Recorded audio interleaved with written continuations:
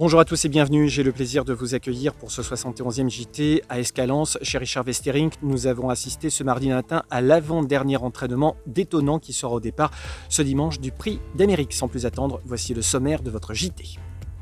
À la une de l'actualité, le Prix d'Amérique, nous étions sur les pistes ce mardi matin à Escalens pour assister à l'avant-dernier entraînement de Étonnant, le représentant de Richard Westerink qui sera l'un des favoris du prochain championnat du monde des trotteurs attelés, et ce en l'absence de FaceTime Bourbon.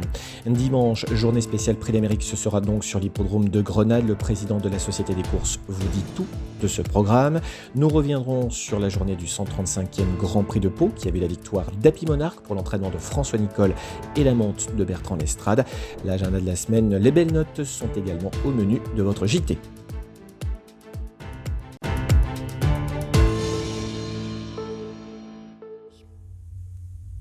À la une de l'actualité donc, le Prix d'Amérique étonnant sort au départ avec une première chance au départ du championnat du monde des trotteurs. Richard Westerink, son mentor, nous dit tout de son état de forme et de sa préparation. Richard, dans quel état d'esprit es-tu à quelques jours du Prix d'Amérique ? Bon, on est bien, tout est à jour, le cheval il est prêt.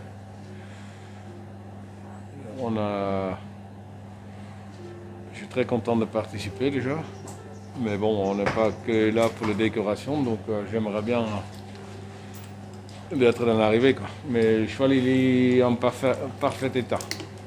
Dis-nous exactement comment tu l'as préparé ce matin. Bon, on a fait quelques intervalles de 500 mètres. Le cheval il a bien répondu, mais bon, le plus gros travail il est fait déjà, donc là je te un petit peu d'entretien et ouvre un peu là pour dimanche. Mais ça va, il est bien. Explique-nous un petit peu quelle trajectoire tu as pris finalement cet hiver. Tu as choisi de ne pas courir les deux dernières épreuves préparatoires, le Bourgogne et Belgique. Pourquoi avoir pris cette option-là ? Ben, ça permet de ne pas trop voyager avec. J'avais fait un bon parcours à Bordeaux. Bon, c'était pas vraiment pour gagner. Bon, après, j'aime pas trop ça de faire ça, mais bon, ça permet quand même de préparer doucement le cheval et puis de le garder en condition. Bon, il fait quand même un bon parcours, il laisse un peu lui mettre au départ. Bon, ça, c'était pas un objectif de gagner. Donc. Après, il fait une bonne ligne droite, il finit avec des gaz. Donc, j'ai été très content de le parcours. Marche 12,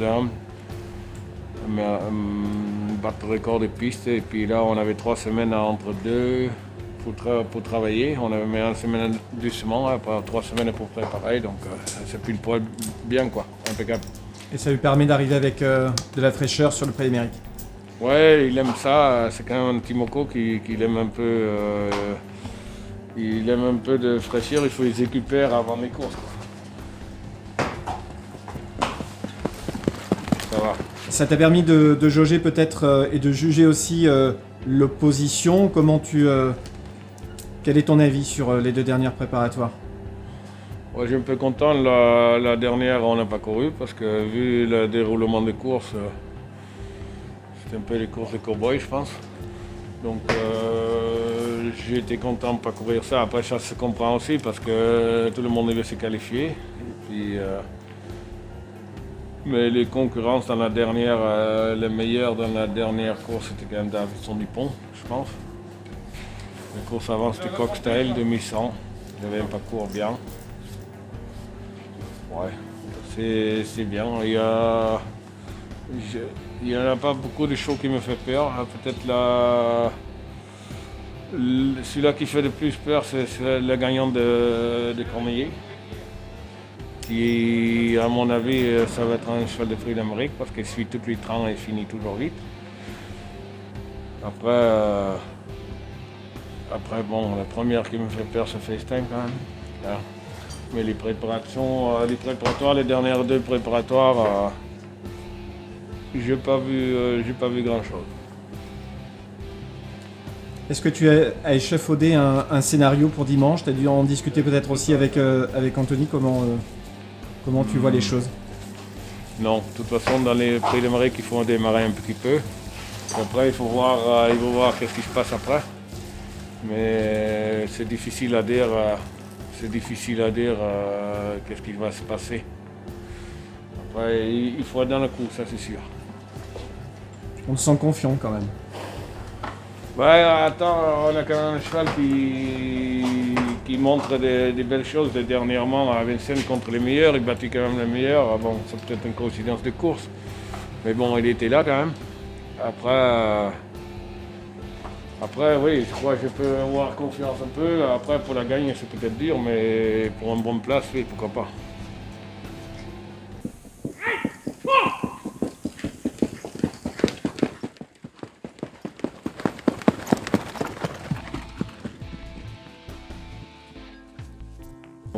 Richard, le prix d'Amérique, tu l'as touché de près 2 fois avec Imoko.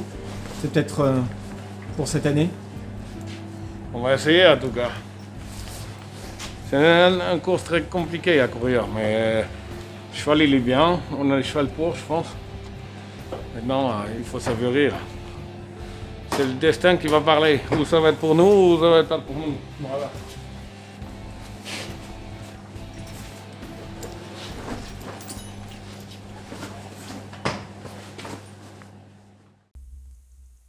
Aucun cheval entraîné dans le sud-ouest n'a pu remporter le prix d'Amérique, mais nombreuses ont été les places décrochées par nos ambassadeurs depuis 1947. Avec la complicité de Florence Cabane, je vous propose de vous replonger dans les archives.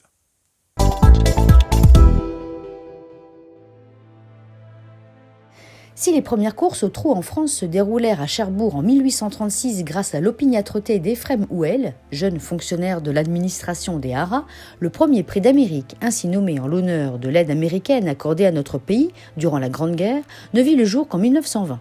Le premier lauréat fut Pro Patria, un 5 ans né dans le Calvados. Il est à noter que le champion de Jean Cabrol s'était imposé en juin 1919 sur l'hippodrome girondin de Talence, en remportant l'International de Bordeaux, l'ancêtre du Grand Prix des trotteurs. Au fil du temps, les chevaux du Sud-Ouest essayèrent de concurrencer les Normands, qui dominaient la spécialité du trot.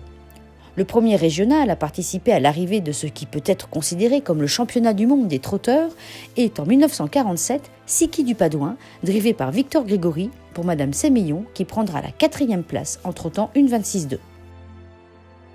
En 1960, même classement pour Jour de Veine, associé à Marcel Ransou, surnommé le sorcier de Flaran, à l'issue d'une course où l'autre régional Hortense L, avec Yves Juppert, fut non placé. En 1965, nous relevons le nom d'un grand professionnel trop tôt disparu, Robert Bouisson, qui nous montra son savoir-faire et participa à la grande épreuve avec Parc Guerrière D. Outre les chevaux du Sud-Ouest, nos meilleurs drivers sont aussi montés sur le podium, à l'image de Richard Dénéchère, 3e en 1979 au sulky de Fakir du Vivier. Position, Idéal du Gazo qui sprint à l'extérieur, Grand Prix Idéal du Gazo, Fakir du Vivier, Fadet et Jacques Vallée battu, et puis voici brusquement que Ayéchelon sprint et c'est finalement Ayéchelon qui va l'emporter je crois, Ayéchelon Idéal du Gazo.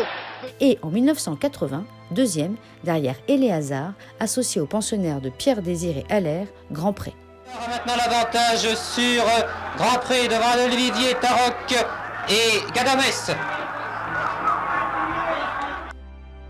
L'édition 2000 du Prix d'Amérique voit Galopin du Ravary et Dominique Cordeau terminer 2e derrière Général du Pommeau en devançant Varenne. Tonkrone est assuré de la 4e place alors que Fedbiron termine fort en 5e position.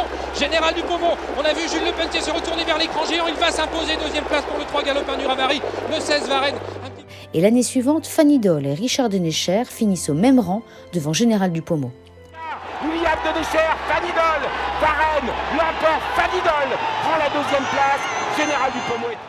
En 2004 et 2005, Ilster Despiens et Jacques-Henri Trèche finissent 7e, puis 3e, avant de voir apparaître en haut de l'affiche Timoko, 7e en 2013, 5e en 2014, 3e en 2015, 2e en 2016 et 11e en 2017, avec au sulky, successivement, Richard Westerink, Jos Verbeek et Björn Goop lors des 3 dernières éditions.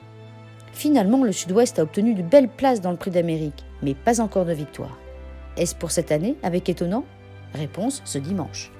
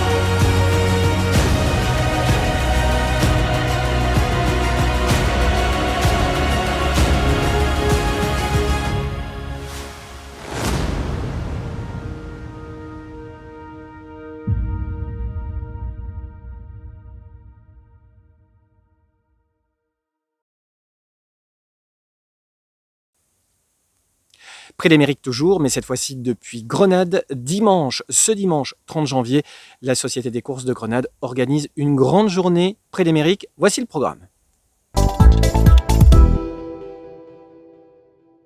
Bonjour à toutes et à tous. Comme vous le savez, dimanche 30 janvier, c'est une réunion de trot sur l'hippodrome de Grenade-sur-Garonne. Mais pas que, c'est aussi la fête du trot et le Grand Prix d'Amérique. À ce titre, la Société de Grenade met à disposition des parieurs, des socioprofessionnels, un grand écran avec des animations nombreuses, telles qu'un quiz sur le Prix d'Amérique avec des masques étonnants à gagner, avec aussi une restauration un peu américaine. Bref, nous avons mis les petits pas dans les rangs pour vous accueillir dans les meilleures dispositions et faire vivre ce grand moment de l'intérieur. Le but, c'est que vous viviez le Prix d'Amérique comme si vous étiez à Vincennes pour soutenir vos champions, qu'ils soient étonnants, évidemment, le crack de Richard Westering ou Diable de Vauvert. Voilà, chacun aura aussi son chouchou. Venez vous amuser en famille, il y aura des cadeaux, il y aura aussi des goûters pour les enfants. Bref, une belle journée, prenez l'air, venez nombreuses et nombreux à l'hippodrome. Merci. Voilà pour cette page spéciale Prix d'Amérique. On revient maintenant sur ce qui s'est passé dimanche dernier sur l'hippodrome de Pau à l'occasion du 135e Grand Prix qui voit la victoire d'Happy Monarch associé à Bertrand Lestrade pour l'entraînement de François Nicole.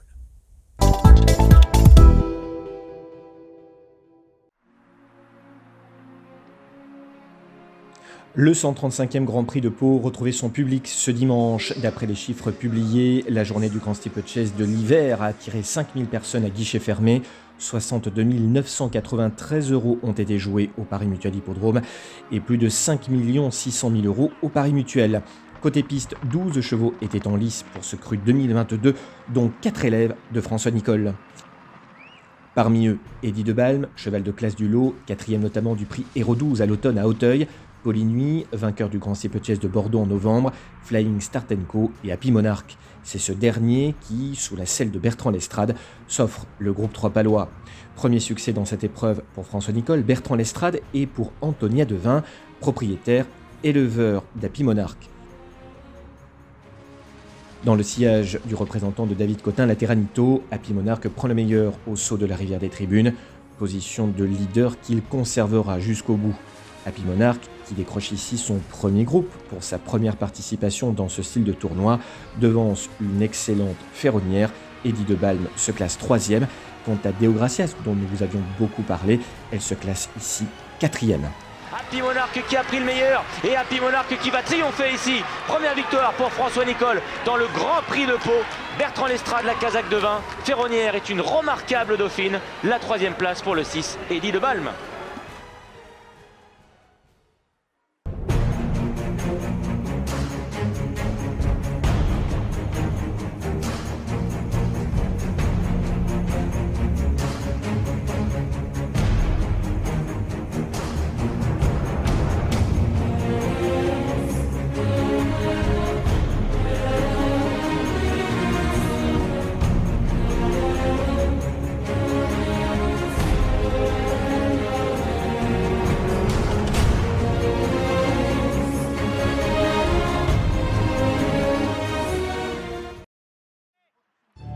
Véritable journée marathon avec 11 courses le 23 janvier, s'il était dominé par le Grand Prix de Pau, a laissé entrevoir quelques pépites. Par ailleurs, en plat notamment, Louveteau, élevé par la famille de Vatrigan, ouvre son palmarès pour ses premiers pas en compétition sous la selle de Yoritz Mendizabal.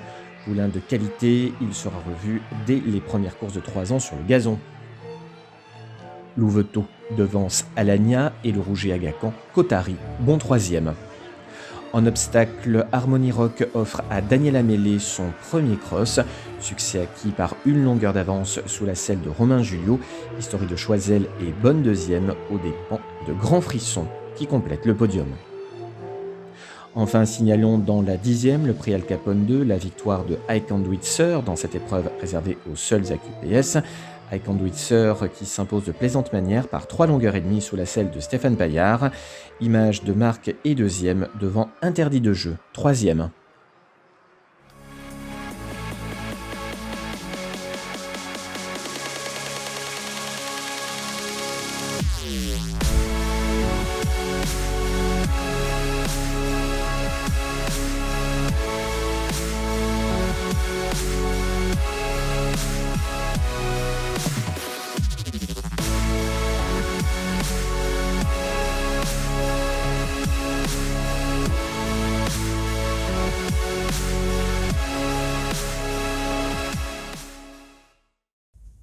Place au retour aux courses, je vous emmène notamment sur l'hippodrome d'Agen avec une nouvelle étape d'un tout nouveau challenge qui va vous tenir en haleine durant tout l'hiver, le challenge des Vents Fautras.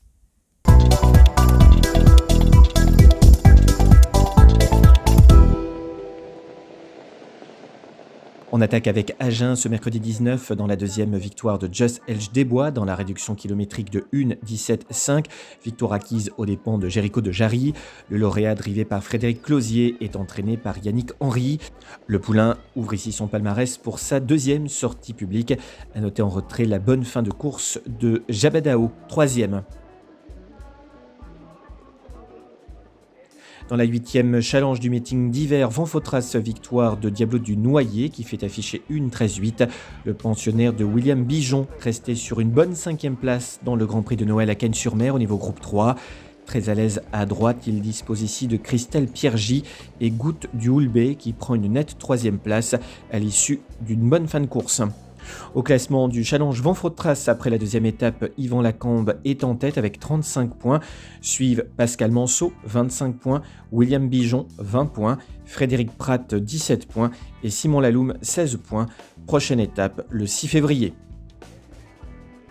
Le 23 janvier, il y avait également course sur l'hippodrome de Toulouse, avec notamment la deuxième course qui voit le succès d'un cheval qu'on vous conseille de suivre régulièrement dans ce journal. Son nom Entre Amis. Le pensionnaire de Christophe Fate remporte sa 11e victoire en 35 courses. Il devance Flash Royal qui semble revenir en belles conditions. Erreur grave qui n'est pas un modèle de régularité est ici 3e.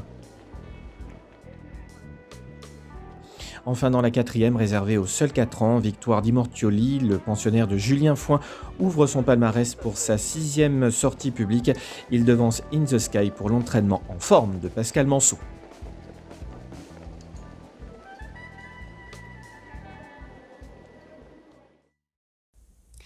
Tout de suite, l'agenda de la semaine et les belles notes.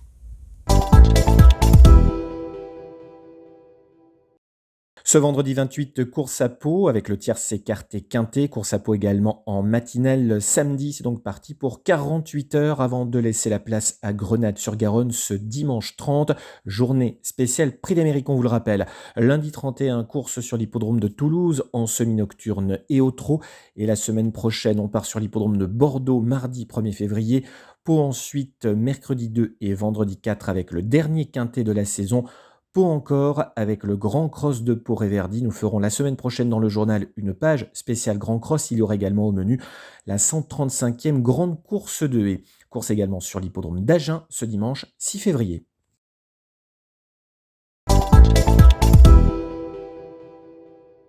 En attendant la réouverture d'Auteuil, nous avons repéré pour vous ce dimanche à Pau 3 chevaux en obstacle, Ferronnière, bonne deuxième du Grand Prix, mais également Historique de Choiseul ou encore Harmonie Rock. En plat, Cotari qui s'annonce comme un tout bon poulain à l'instar de Louveteau. Voilà pour l'essentiel de l'actualité. On se retrouve jeudi prochain pour de nouvelles aventures. Allez aux courses et notamment à Grenade ce dimanche. Salut!